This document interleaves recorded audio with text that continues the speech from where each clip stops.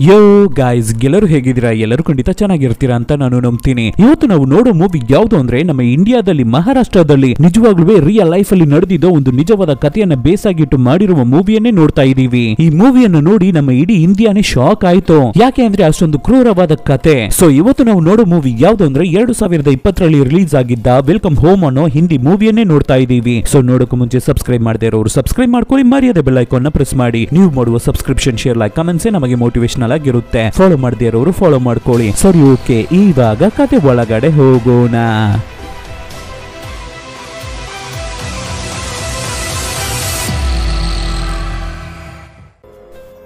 Opening scene ಅಲ್ಲಿ town ಅಲ್ಲಿ ಇರುವ ಒಂದು ಸ್ಕೂಲ್. ಆ ಸ್ಕೂಲ್ ಅಲ್ಲಿ ಒಬ್ಬರು ಟೀಚರ್ ಆಗಿ ಕೆಲಸ ಮಾಡ್ತಾ ಇದ್ದಾರೆ. ಇವರೇನೇ ಈ ಮೂವಿಯ ಹೀರೋಯಿನ್. ಇವರ ಹೆಸರು ಅನುಜಾ. ಇವರಿಗೆ ತುಂಬಾ ವರ್ಷದಿಂದ ಮದುವೆ ಆಗಿಲ್ಲ. ಆದ್ದರಿಂದ ಇವರೊಬ್ಬರು ಏಜ್ ಆದ ಹುಡುಗಿ. ಇವಾಗ್ಲೇನೆ ರೀಸೆಂಟ್ ಆಗಿ ಇವರನ್ನ ಹೆಣ್ಣು ನೋಡಿ ಹೋಗಿರ್ತಾರೆ. ಅವರಿಗೆ ಇವರನ್ನ ಇಷ್ಟ ಆಗ್ಬಿಟ್ಟಿದೆ. ಆದ್ದರಿಂದ ಇವಾಗ್ಲೇನೆ ಇವರಿಗೆ ರೀಸೆಂಟ್ ಆಗಿ ಮದುವೆ ಫಿಕ್ಸ್ ಆಗಿರೋದು. ಆದ್ರೆ ನಮ್ಮ ಅನುಜಾ ಅವರು ಮದುವೆ ಆಗಲಿರುವ ಹುಡುಗ ತುಂಬಾನೇ ಮೇಲ್ ಡಾಮಿನೆನ್ಸ್ ಮಾಡುವ ಹುಡುಗ. ನೀನು ಇನ್ ಮುಂದೆ ಯಾವುದೇ ತರ ಕೆಲಸಕ್ಕೂ ಹೋಗ್ಬೇಡ, ಸುಮ್ನೆ ಮನೇಲಿ ಇದ್ಕೊಂಡು ಮನೆ ಕೆಲಸಗಳನ್ನ ಮಾತ್ರ ಮಾಡ್ತಾ ಇರು ಸಾಕು. ನನಗೆ ಹೆಂಡತಿಯಾಗಿದ್ದು ಹುಟ್ಟೋ ಮಕ್ಕಳನ್ನ ನೋಡ್ಕೊಂಡು ಮನೆಯಲ್ಲೇ ನೀನು ಬಿದ್ದಿದ್ರೇನೆ ಸಾಕು ಅನ್ನೋ ತರ ಹೇಳಿ ನಮ್ಮ ಅನುಜಾ ಅವರಿಗೆ ಆರ್ಡರ್ ನ ಹಾಕಿ ಅವರನ್ನ ತುಂಬಾನೇ ಡಾಮಿನೇಟ್ ಮಾಡ್ತಾ ಇರ್ತಾರೆ ಅವರ ಗಂಡ, ಅಂದ್ರೆ ಮದುವೆ ಆಗಲಿರುವ ಹುಡುಗ. ನಮ್ಮ ಹೀರೋಯಿನ್ ಅನುಜಾ ಒಬ್ಬರು ಸ್ಕೂಲ್ ಟೀಚರ್ ಅಲ್ವಾ. ಅವರು ಎಲ್ಲಿ ಕೆಲಸ ಮಾಡ್ತಾ ಇದ್ದಾರೋ ಅಲ್ಲೇನೆ ಇನ್ನೊಬ್ಬರು ಕೂಡ ಟೀಚರ್ ಆಗಿ ಕೆಲಸ ಮಾಡ್ತಾ ಇರ್ತಾರೆ. ನಮ್ಮ ಅನುಜಾ ಅವರಿಗೆ ತುಂಬಾನೇ ಕ್ಲೋಸ್ ಫ್ರೆಂಡ್. ಇವರ ಹೆಸರು ನೇಹ. ಇವರೇನೆ ನಮ್ಮ ಅನುಜಾ ಅವರ ತುಂಬಾನೇ ಕ್ಲೋಸ್ ಫ್ರೆಂಡ್. ಸೊ ನಮ್ಮ ಅನುಜಾ ಮತ್ತೆ ನೇಹ ಇಬ್ಬರು ಸ್ಟಾಫ್ ರೂಮ್ ಅಲ್ಲಿ ನಿಂತು ಮಾತಾಡ್ತಾ ಇರ್ಬೇಕಾದ್ರೆ ಆವಾಗ ಸ್ಕೂಲಿನ HM ನಮ್ಮ ಅನುಜಾ ಮತ್ತೆ ನೇಹವನ್ನ HM ರೂಮಿಗೆ ಕರೆದಿಟ್ಟು ಕೂರಿಸಿ ಮಾತಾಡೋದಕ್ಕೆ ಶುರು ಮಾಡ್ತಾರೆ. ನೀವಿಬ್ಬರು ಜನರ ಪಾಪ್ಯುಲೇಷನ್ ಅನ್ನ ಕ್ಯಾಲ್ಕುಲೇಟ್ ಮಾಡೋದಕ್ಕಾಗಿ ಇಲ್ಲಿ ಒಂದು ಪರ್ಟಿಕ್ಯುಲರ್ ಏರಿಯಾ ಇರ್ತಾ ಇದೆ. ಅಲ್ಲಿ ಎಷ್ಟು ಪಾಪ್ಯುಲೇಷನ್ ಇರ್ತಾ ಇದೆ ಅಂತ ಗೊತ್ತಿಲ್ಲ. ಆದ್ರಿಂದ ನೀವಿಬ್ಬರು ಆ ಜಾಗಕ್ಕೆ ಹೋಗಿ ಅಲ್ಲಿ ಸೆನ್ಸೆಕ್ಸ್ ಅನ್ನು ತೆಗೆದು ಅಲ್ಲಿ ಎಷ್ಟು ಪಾಪ್ಯುಲೇಷನ್ ಇರ್ತಾ ಇದೆ ಅನ್ನೋ ಲೆಕ್ಕಾಚಾರವನ್ನ ಸಬ್ಮಿಟ್ ಮಾಡಿ ಅಂತ ಹೇಳಿ ಒಂದು ಕೆಲಸವನ್ನ ಕೊಡ್ತಾರೆ. ಆದ್ರಿಂದ ಅದೇ ತರ ನಮ್ಮ ಇಬ್ಬರು ಹುಡುಗಿರು ಕೂಡ ಆ ಪರ್ಟಿಕ್ಯುಲರ್ ಏರಿಯಾಗೆ ಹೋಗಿ ಸೆನ್ಸೆಕ್ಸ್ ಅನ್ನ ತಗೊಳ್ಳೋದಕ್ಕೆ ಶುರು ಮಾಡ್ತಾರೆ.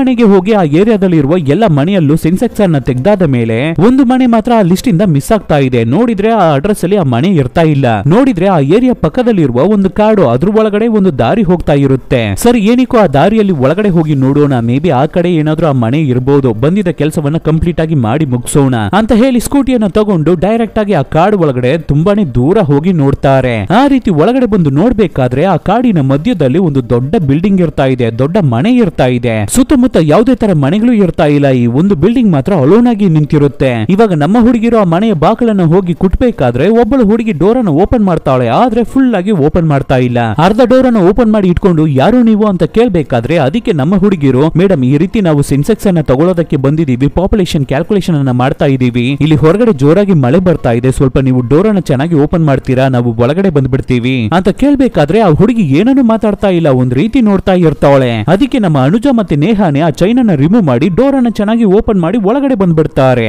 ಒಳಗಡೆ ಬಂದಿದ್ದ ತಕ್ಷಣ ಆ ಹುಡುಗಿ ಹತ್ರ, ಮೇಡಮ್ ನಿಮ್ಮ ಹೆಸರೇನು, ನಿಮ್ಮ ಮನೆಯಲ್ಲಿ ಎಷ್ಟು ಜನ ಇರ್ತಾ ಇದ್ದಾರೆ ಅಂತ ನಮ್ಮ ಅನುಜಾ ಕೇಳ್ಬೇಕಾದ್ರೆ ಅದಕ್ಕೆ ಆ ಹುಡುಗಿ, ನನ್ನ ಹೆಸರು ಪ್ರೇಮ, ಈ ಮನೆಯಲ್ಲಿ 4 ಜನರು ಇರ್ತಾ ಇದೀವಿ ಟೋಟಲ್ ಆಗಿ, ನಾನು, ಅವರು, ಅಮ್ಮ, ಆಮೇಲೆ ಕೊನೆಯದಾಗಿ ಬೋಲಾ ಅಂತ ಹೇಳ್ತಾಳೆ. ಅದಕ್ಕೆ ತಕ್ಷಣ ಅನುಜಾ, ಅವರು ಅಂತ ಹೇಳಿದ್ರಲ್ಲ, ಅವರು ಯಾರು, ನಿಮ್ಮ ಗಂಡನ ಅಂತ ಕೇಳ್ತಾಳೆ. ಅದಕ್ಕೆ ಆ ಹುಡುಗಿ ಒಂದ್ ರೀತಿ ಪೆದ್ದಿ ರೀತಿ ನೋಡ್ತಾ ಇರ್ತಾಳೆ. ಆಮೇಲೆ ಬೋಲಾ ಅಂತ ಹೇಳಿದ್ರಲ್ಲ, ಅವರು ಯಾರು ಅಂತ ಕೇಳಿದ್ರೆ, ಅವನು ಈ ಮನೆಯಲ್ಲಿ ಕೆಲಸ ಮಾಡುವ ಕೆಲಸಗಾರ ಅಂತ ಹೇಳ್ತಾಳೆ ಪ್ರೇಮ. ಇವಾಗ ಪ್ರೇಮ ಪ್ರೆಗ್ನೆಂಟ್ ಆಗಿ ಇರ್ತಾ ಇರೋದನ್ನ ನೋಡಿದ ನಮ್ಮ ಅನುಜಾ, ಇದೇನೇ ನಿಮಗೆ ಫಸ್ಟ್ ಮಗುನ ಅಂತ ಕೇಳ್ತಾಳೆ. ಅದಕ್ಕೆ ಪ್ರೇಮ ಇಲ್ಲ ಅಂತ ಹೇಳ್ತಾಳೆ. ಆದ್ರಿಂದ ಅನುಜಾ, ಹಾಗಾದ್ರೆ ಇದಕ್ಕೂ ಮುಂಚೆ ಹುಟ್ಟಿದ ಮಕ್ಕಳೆಲ್ಲ ಎಲ್ಲಿ ಹೇಳಿ ಮೇಡಮ್, ನಾವು ಸೆನ್ಸೆಕ್ಸ್ ಅನ್ನ ತಗೋತೀವಿ ಅಂತ ಕೇಳ್ಬೇಕಾದ್ರೆ ಅದಕ್ಕೆ ಪ್ರೇಮ, ಮಗು ಎಲ್ಲ ಹುಟ್ಟಿದ ತಕ್ಷಣ ಸತ್ತೋಗ್ಬಿಡುತ್ತಲ್ಲ ಅಂತ ಹೇಳ್ತಾಳೆ. ಇವ್ರುಗಳಿಗೆ ಏನುವೇ ಅರ್ಥ ಆಗ್ತಾ ಇಲ್ಲ. ಏನೇನು ಮೇಡಮ್ ಹೇಳ್ತಾ ಇದ್ದೀರಾ, ನಮಗೆ ಏನು ಅರ್ಥ ಆಗ್ಲಿಲ್ವಲ್ಲ ಅಂತ ಕೇಳ್ಬೇಕಾದ್ರೆ, ಹೌದು, ನನಗೆ ಅವಾಗ ಮಗು ಹುಟ್ಟುತ್ತಾನೆ ಇರುತ್ತೆ, ತಕ್ಷಣ ಆ ಮಗು ಅಳುತ್ತೆ, ಆಮೇಲೆ ಬೇಗನೆ ತೀರೋಗ್ಬಿಡುತ್ತೆ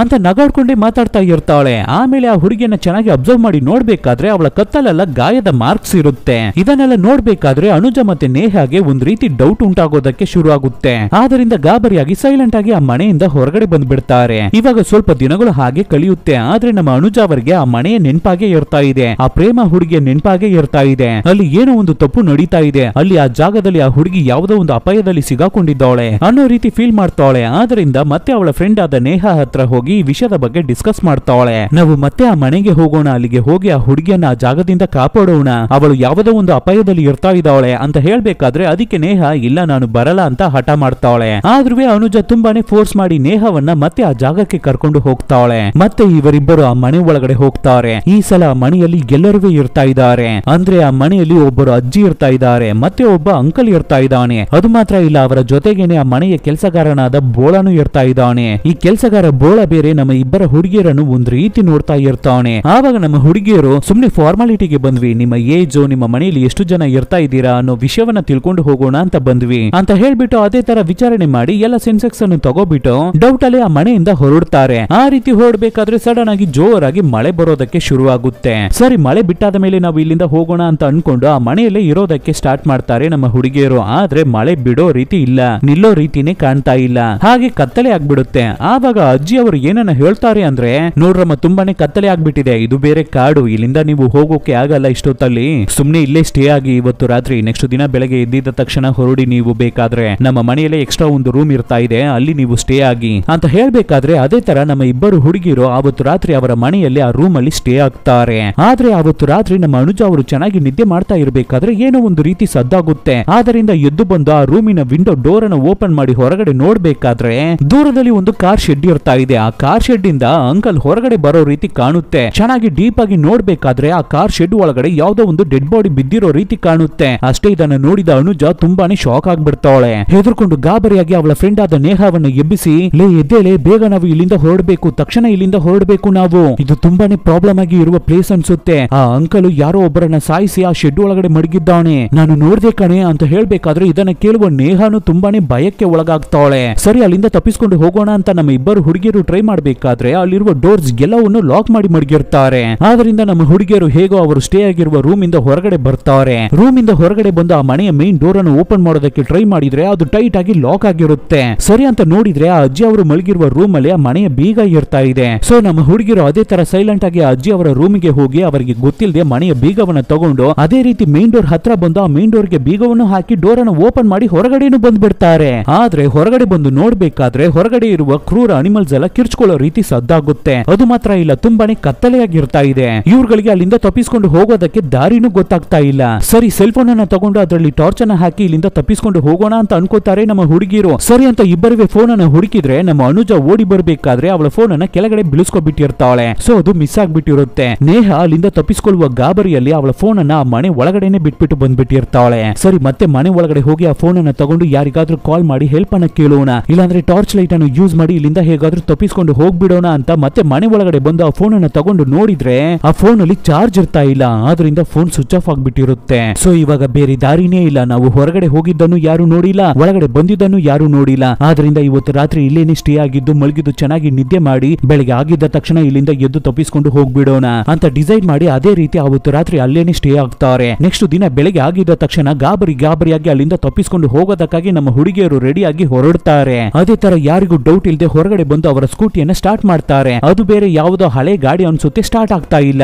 ಹುಡುಗಿಯರು ಅದನ್ನ ಸ್ಟಾರ್ಟ್ ಮಾಡೋದಕ್ಕೆ ತುಂಬಾನೇ ಗಾಬರಿಯಾಗಿ ಟ್ರೈ ಮಾಡ್ತಾ ಇರ್ತಾರೆ. ಆ ಸಮಯದಲ್ಲಿ ಇಲ್ಲಿ ಒಳಗಡೆ ಆ ಅಜ್ಜಿ ಅವರು ಆ ಅಂಕಲ್ ಮತ್ತೆ ಬೋಳವನ್ನ ಕರೆಸಿ ಒಂದು ವಿಷಯವನ್ನ ಹೇಳ್ತಾರೆ. ನಿನ್ನೆ ರಾತ್ರಿ ಆ ಇಬ್ಬರು ಹುಡುಗಿಯರು ಹೊರಗಡೆ ಬಂದು ಮತ್ತೆ ರಿಟರ್ನ್ ಮನೆ ಒಳಗಡೆ ಬಂದ್ರು. ಮೇ ಬಿ ಅವರು ನಿನ್ನೆ ರಾತ್ರಿ ನಡೆದಿದ್ದ ವಿಷಯವನ್ನ ನೋಡಿರೋದಕ್ಕೆ ಚಾನ್ಸಸ್ ಇದೆ, ಅವ್ರಗಳನ್ನ ಬಿಡಬೇಡಿ ಅಂತ ಹೇಳ್ತಾರೆ. ಅಷ್ಟೇ ತಕ್ಷಣ ಅಂಕಲ್ ಮತ್ತೆ ಆ ಕೆಲಸಗಾರ ಬೋಳ ನಮ್ಮ ಇಬ್ಬರ ಹುಡುಗಿಯರನ್ನು ಚೇಸ್ ಮಾಡ್ತಾರೆ, ಅಟ್ಟಾಡಿಸ್ಕೊಂಡು ಬರ್ತಾರೆ. ಅದೇ ತರ ಚೇಸ್ ಮಾಡಿ ಕೊನೆಗೆ ನಮ್ಮ ಇಬ್ಬರ ಹುಡುಗಿಯರನ್ನು ಹಿಡಿದು ಅವರಿಗೆ ಸರಿಯಾಗಿ ಹೊಡೆದು ಮನೆ ಒಳಗಡೆ ಎಳ್ಕೊಂಡು ಬರ್ತಾರೆ. ಆ ರೀತಿ ಎಳ್ಕೊಂಡು ಬಂದು ಆ ಮನೆ ಬಿಲ್ಡಿಂಗ್ ಕೆಳಗಡೆನೆ ಇರ್ತಾ ಇರುವ ಬೇಸ್ಮೆಂಟ್ ಅಲ್ಲಿ ಅವರಿಬ್ಬರನ್ನು ಹಾಕಿ ಕೂಡಕ್ಕಿಟ್ಬಿಡ್ತಾರೆ. ಆಮೇಲೆ ನಮ್ಮ ಇಬ್ಬರ ಹುಡುಗಿಯರು ಸರಿ ಇಲ್ಲಿಂದ ನಾವು ಹೇಗಾದ್ರೂ ತಪ್ಪಿಸ್ಕೊಂಡು ಹೋಗ್ಬೇಕು, ಇವ್ರುಗಳು ಯಾಕೋ ತುಂಬಾನೇ ಕೆಟ್ಟವರು ಅನಿಸ್ತಾ ಇದೆ ಅಂತ ಹೇಳಿ ನಮ್ಮ ಹುಡುಗಿಯರು ಇಬ್ಬರುವೆ ಅಲ್ಲಿಂದ ತಪ್ಪಿಸ್ಕೊಂಡು ಹೋಗೋದಕ್ಕಾಗಿ ತುಂಬಾನೇ ಟ್ರೈ ಮಾಡ್ತಾ ಇರ್ತಾರೆ. ಸೊ ನಮ್ಮ ಹುಡುಗಿಯರು ಈ ರೀತಿ ಮಿಸ್ ಆಗಿ 2-3 ದಿನ ಆಗ್ಬಿಟ್ಟಿರುತ್ತೆ. ಆದ್ರಿಂದ ಈ ವಿಷಯ ನಮ್ಮ ಅನುಜವನ್ನ ಮದುವೆ ಆಗ್ಲಿಕ್ಕೆ ಇರುವ ಹುಡುಗನಿಗೂ ಮತ್ತೆ ನೇಹ ಅವರ ಅಣ್ಣನಿಗೂ ಗೊತ್ತಾಗ್ಲಿಕ್ಕೆ ಬರುತ್ತೆ, ಹುಡುಗಿಯರು ಮಿಸ್ಸಿಂಗ್ ಅಂತ, ಕಾಣೆಯಾಗ್ಬಿಟ್ಟಿದ್ದಾರೆ ಅಂತ. ಸೊ ಅವರಿಬ್ಬರು ಸಪರೇಟ್ ಆಗಿ ಹುಡುಕಾಡೋದಕ್ಕೆ ಶುರು ಮಾಡ್ತಾರೆ.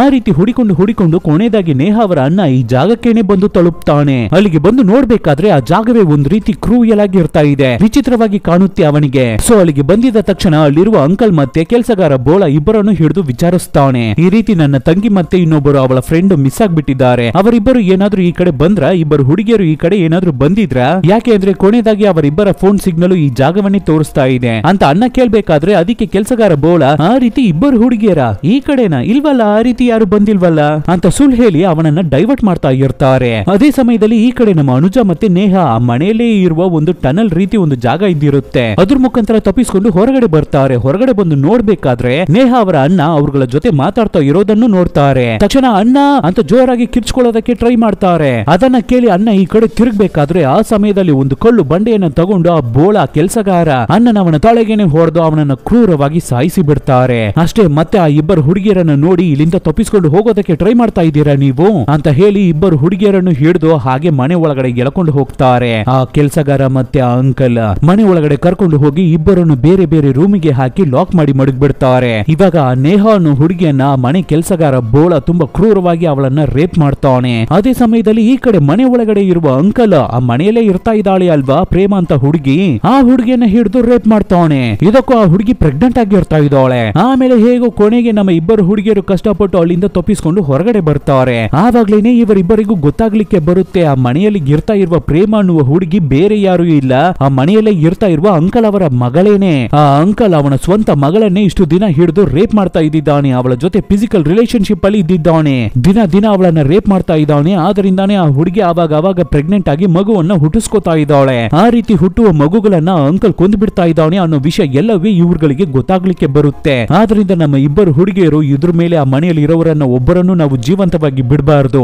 ಅಂತ ಡಿಸೈಡ್ ಮಾಡಿ ಮಾತಾಡ್ತಾ ಇರ್ತಾರೆ. ಅದೇ ಸಮಯದಲ್ಲಿ ಆ ಮನೆಯ ಕೆಲಸಗಾರನಾದ ಬೋಳ ಇವ್ರುಗಳನ್ನ ಹುಡಿಕೊಂಡು ಅಟ್ಟಾಡಿಸ್ಕೊಂಡು ಬರ್ತಾ ಇರ್ತಾನೆ. ಆವಾಗ ನಮ್ಮ ಅನುಜ ಒಂದು ಜಾಗದಲ್ಲಿ ಹೌಸ್ಕೊಂಡಿದ್ದು ಆ ಕೆಲಸಗಾರ ಬೋಳ ಹತ್ರ ಬರ್ಬೇಕಾದ್ರೆ ಅವನ ಹಿಂದೆಯಿಂದ ಅವನ ತಲೆಗೆ ಒಂದು ದೊಣ್ಣೆಯಿಂದ ಹೊಡಿಬೇಕಾದ್ರೆ ಅವನು ಅನ್ಕಾನ್ಶಿಯಸ್ ಆಗಿ ಕೆಳಗಡೆ ಬಿದ್ದೋಗ್ತಾನೆ. ಅಷ್ಟೇ ಆಮೇಲೆ ಅವನ ತಲೆ ಮೇಲೇನೆ ಒಂದು ದೊಡ್ಡ ಕಲ್ಲು ಬಂಡೆಯನ್ನ ಎತ್ತಿ ಹಾಕಿ ಅವನನ್ನ ಕ್ರೂರವಾಗಿ ಸಾಯಿಸ್ತಾರೆ ನಮ್ಮ ಹುಡುಗಿಯರು. ಆದ್ರೂ ನಮ್ಮ ಹುಡುಗಿಯರಿಗೆ ಅವರ ಕೋಪ ಕಡಿಮೆ ಆಗ್ಲಿಲ್ಲ. ಆದ್ರಿಂದ ಮತ್ತೆ ಆ ಮನೆ ಒಳಗಡೆ ಎಂಟ್ರಿ ಕೊಡ್ತಾರೆ. ಮನೆ ಒಳಗಡೆ ಬಂದು ನೋಡ್ಬೇಕಾದ್ರೆ ಆ ಅಜ್ಜಿ ಸೋಫಾದಲ್ಲಿ ಕೂತಿರ್ತಾಳೆ. ಈ ಅಜ್ಜಿನೇ ಎಲ್ಲದಕ್ಕೂ ಕಾರಣ, ಇವಳೇನೆ ಅವ್ರಗಳಿಗೆ ತುಂಬಾನೇ ಸಪೋರ್ಟ್ ಮಾಡ್ತಾ ಇರೋದು. ಸೊ ಈ ಅಜ್ಜಿ ಅವಳ ಕಥೆಯನ್ನೇ ನಾವು ಫಸ್ಟ್ ಮುಗಿಸ್ಬೇಕು ಅಂತ ನೇಹ ತುಂಬಾ ಕ್ರೂರವಾಗಿ ಆ ಅಜ್ಜಿ ಅವರ ಕಥೆಯನ್ನ ಮುಗಿಸ್ತಾಳೆ. ಅದೇ ಸಮಯದಲ್ಲಿ ಈ ಕಡೆ ಅನುಜ ಅಂಕಲ್ ಜೊತೆ ಹೋರಾಡಿ ಅವನ ಜೊತೆ ಫೈಟ್ ಮಾಡ್ತಾ ಇರ್ತಾಳೆ. ಹಾಗೆ ಜಗಳ ಮಾಡ್ಕೊಂಡು ಇಬ್ಬರು ಹಾಗೆ ಆ ಬಿಲ್ಡಿಂಗಿನ ಟೆರೆಸ್ಗೆ ಬರ್ತಾರೆ. ಆ ಜಾಗದಲ್ಲಿ ಅಂಕಲ್ಗೆ ಸರಿಯಾಗಿ ಹೊಡೆದು ಹಾಗೆ ಅವನನ್ನ ಬಿಲ್ಡಿಂಗ್ ಮೇಲಿಂದ ಕೆಳಗಡೆ ತಳ್ಳಿ ಬಿಡ್ತಾಳೆ ನಮ್ಮ ಅನುಜ.